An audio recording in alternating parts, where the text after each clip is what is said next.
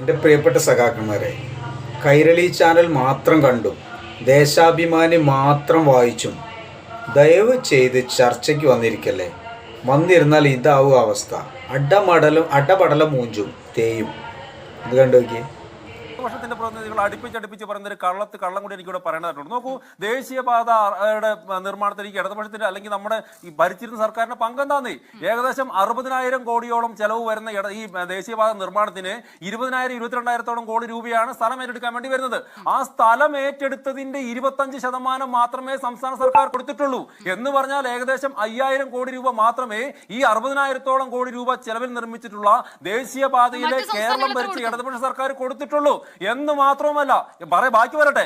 കേരളം മാത്രമല്ല, മറ്റൊരു ചോദ്യമുണ്ട്. മറ്റ് സംസ്ഥാനങ്ങൾ, അതാണ് പറഞ്ഞത്. മധ്യപ്രദേശ് പറയാം.